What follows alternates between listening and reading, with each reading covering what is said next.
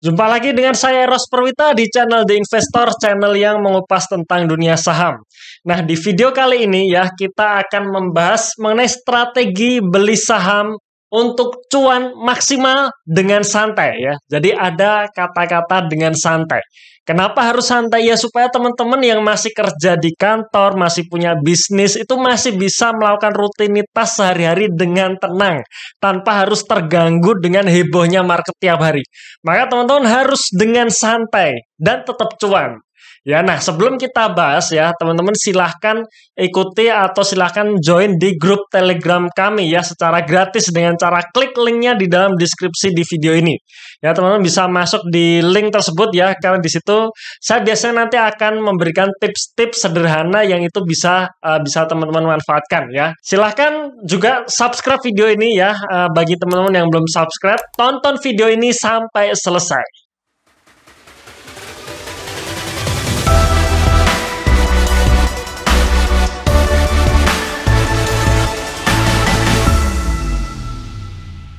Ya, strategi beli saham untuk cuan maksimal dengan santai. Oke ya. Sebelum kita bahasnya, nah kita harus ngerti dulu nih, cuan maksimal itu berapa gitu. Ya, apakah 100%? Ya, apakah 50%? Apakah 5% per hari?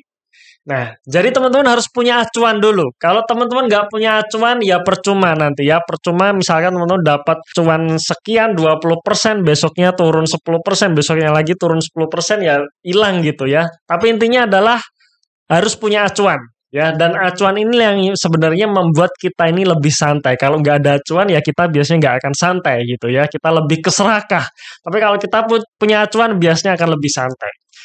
Nah, sekarang kita coba lihat dulu nih, yield instrumen keuangan non-saham. Ya, jadi kita coba bandingkan dengan yield dari instrumen yang lain selain saham ya.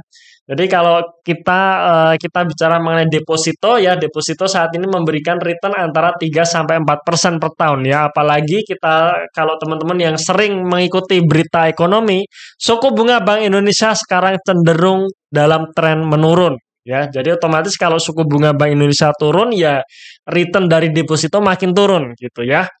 Kemudian ORI 19, ini ORI yang kemarin diterbitkan oleh pemerintah di bulan Januari 2021 ini ya, memberikan kupon sebesar 5,57% per tahun. Kemudian ada SR14 ya, sukuk retail bagi pecinta instrumen syariah ya, termasuk saya. Ya, saya juga kemarin beli ini ya, SR14, dan kupon yang ditawarkan sebesar 5,47% per tahun. Nah, ini sepertinya kecil ya, 5%, tapi paling tidak ini lebih tinggi daripada deposito ya, dan juga lebih tinggi daripada inflasi. Jadi tetap worth it juga kalau kita mau beli ORI maupun SR ini ya. Oke, selanjutnya FR seri benchmark ya. Jadi kalau teman-teman mungkin punya dana yang besar di atas 100 juta untuk beli obligasi ya, obligasi negara selain ORI dan SR ya, teman-teman bisa manfaatkan atau bisa beli FR seri benchmark ya. Ini kuponnya biasanya lebih gede, antara 6,5 sampai 7,5% per tahun. Ya, ini yieldnya ya, ini yieldnya. Ya, 6,5 sampai 7,5% per tahun untuk FR seri benchmark saat ini ya. Ini saya ambilkan data dari ibpa.co.id. Kemudian kalau misalkan teman-teman pengen yield yang lebih besar lagi dari surat berharga ya, surat utang ya, teman-teman juga bisa beli obligasi korporasi. Ya, obligasi korporasi dengan rating investment grade ya, artinya ratingnya di atas triple B. Rating investment grade, rating di atas triple B, di mana itu adalah rating yang menurut penilaian ini aman ya, aman alias perusahaan tetap bisa membayarkan baik itu kupon maupun pokok dari obligasinya. Nah, untuk obligasi korporasi dengan rating investment grade itu memberikan kupon antara 7,5 sampai 11,5% per tahun. Jadi ini lebih tinggi dari FR ya, dari FR seri benchmark ya. Kenapa bisa lebih tinggi ya? Karena resikonya lebih tinggi. Karena yang namanya korporasi itu berbeda dengan negara gitu ya. Negara, selama negara masih ada, insya Allah tetap bayar. Tapi kalau korporasi bisa juga terjadi gagal bayar. Nah, cuman kalau ratingnya investment grade itu paling tidak itu cukup aman ya untuk kita memiliki obligasi korporasi. Nah, ini mengenai 5 instrumen keuangan non saham ya, alias yield yang bisa kita dapatkan kalau kita beli surat-surat berharga selain saham. Oke, sekarang kan balik lagi nih. Berapa cuan maksimal untuk instrumen saham? Ya, nah sekarang kita lihat pergerakan IHSG dalam jangka panjang ya. Jadi kalau teman-teman bisa lihat di sini grafiknya ya. Tahun 2009 sampai sekarang dalam jangka panjang IHSG ini selalu naik, teman-teman ya. Selalu naik seiring dengan pertumbuhan ekonomi. Jadi selama pertumbuhan ekonomi insya Allah IHSG akan tetap naik. Ya memang dalam perjalanannya ada fase-fase di mana IHSG turun, ya nggak masalah itu ya.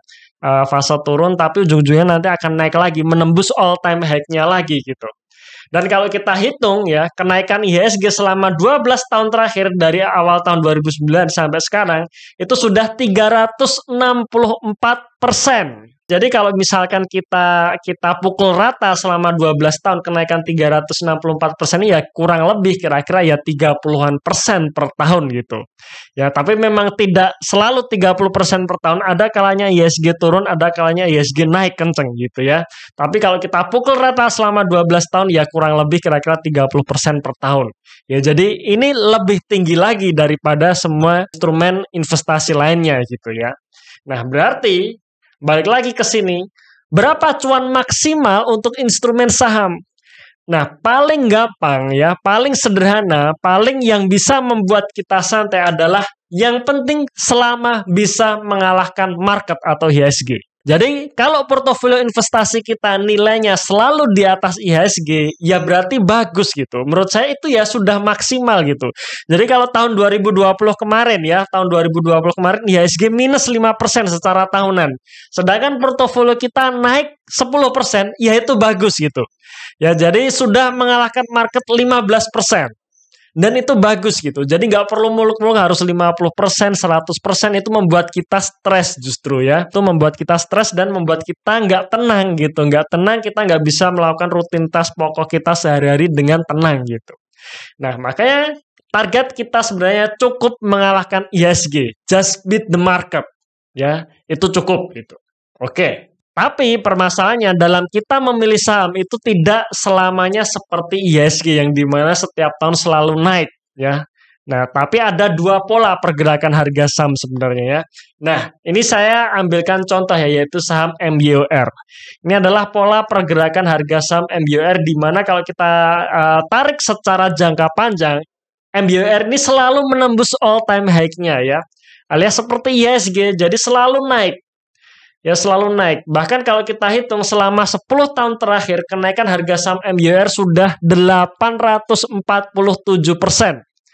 Ya, jadi dengan kita nge-hold saham MYOR saja ya dan kita hold terus ya, terus nggak kita jual, itu kenaikannya sudah melebihi IHSG. Ditambah dengan dividennya sudah lebih naik lagi gitu ya. Jadi kenaikan harga sahamnya saja sudah melebihi IHSG, apalagi ditambah dengan dividennya. Ini adalah pola pergerakan saham yang pertama ya, yang dimana polanya selalu naik. Tapi ada saham-saham ya, ada saham-saham yang memiliki pola seperti ini.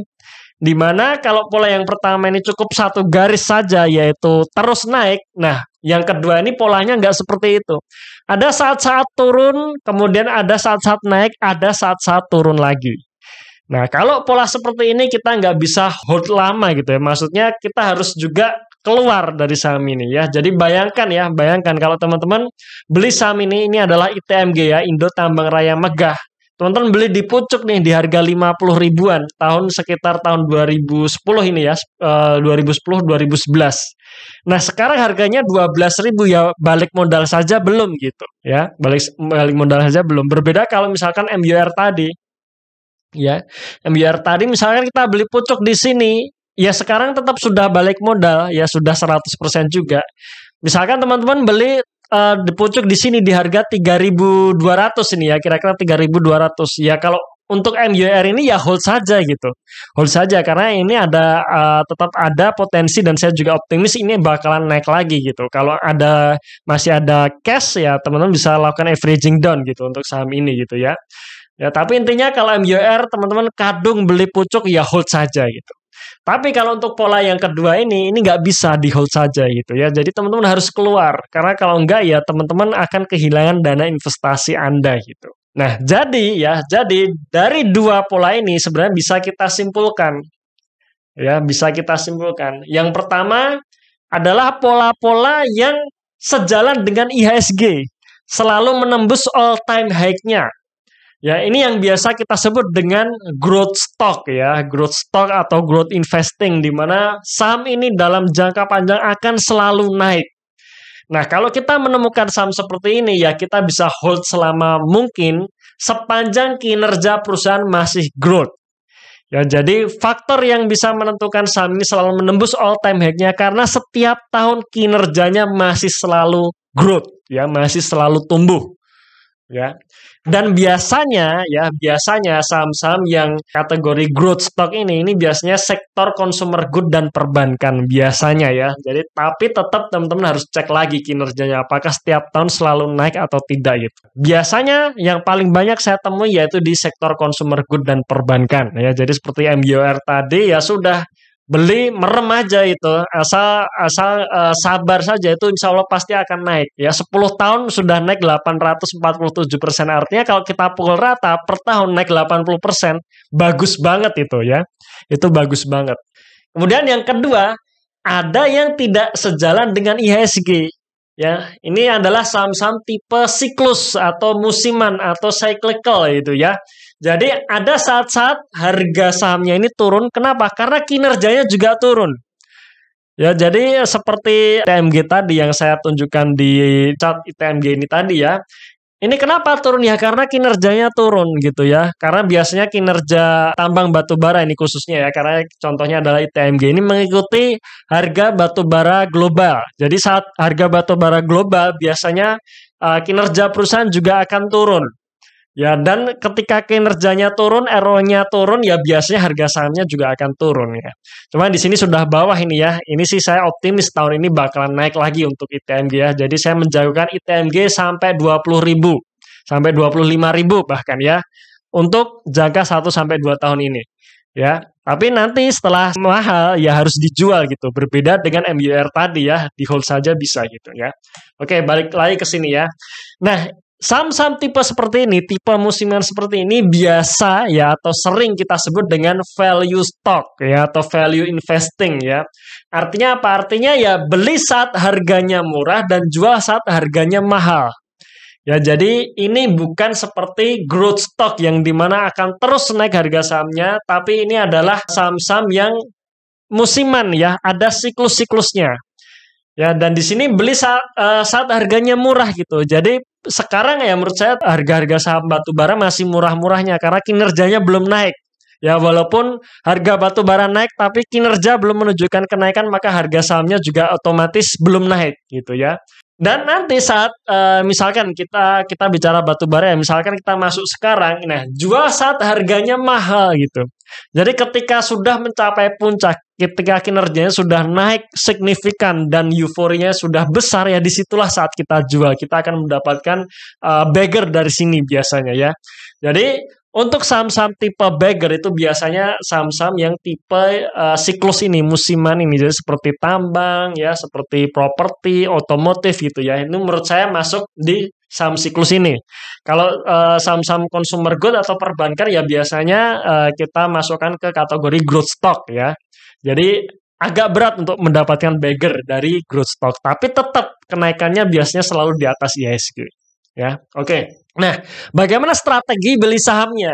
Yang pertama, untuk kategori growth stock ya, teman-teman bisa beli bertahap secara konsisten. Ini bisa ya untuk kategori growth stock. Biasanya kita bicaranya seperti nabung saham ya. Jadi nabung saham kita beli secara konsisten dengan dollar cost averaging ya, istilahnya seperti itu ya. Beli dicicil secara konsisten. Nah, itu khusus untuk kategori growth stock saja. Nah, berbeda kalau kategorinya value stock ya, saham-saham musiman. Value stock ini ya beli sekali dalam jumlah yang besar. Ya, jadi belinya sekali. Ya, jangan beli rutin gitu ya. Beli rutin kalau saat harganya naik, melakukan averaging up, ya itu menurut saya nggak cocok untuk value stock ini ya. Jadi beli sekali dalam jumlah yang besar.